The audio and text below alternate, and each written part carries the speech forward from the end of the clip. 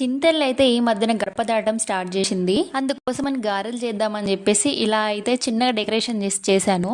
పూజ room దగ్గర అయితే కొంచెం బ్యాక్గ్రౌండ్ ఫొటోస్ కైనా వీడియోస్ కైనా మంచిగా ఉంటది కదా అని చెప్పేసి అనుకున్నా. బట్ తనకు మాత్రం ఆ ఎక్సైట్మెంట్ గానీ ఆ హ్యాపీనెస్ మాత్రం అస్సలు లేకుండే. కొంచెం క్రాంకీగా ఉంటూ వచ్చి అయితే గారె ముట్టుకుంది.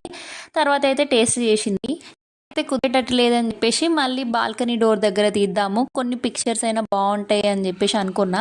వెంటనే అయితే బాల్కనీకి షిఫ్ట్ అయిపోయామన్నమాట.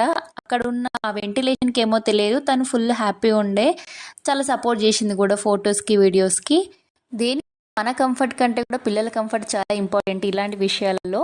ఫోటో సెషన్ అయిపోయిన తర్వాత ప్లేట్లో ఉన్న గర్రెలు అయితే మేమే తినేసినాం. చింతల్లికి అయితే ఏమీ ఇవ్వలేదన్నమాట. ఆల్రెడీ తను కొంచెం టేస్ట్ చూసి నచ్చలేదని చెప్పేసి వదిలేసింది.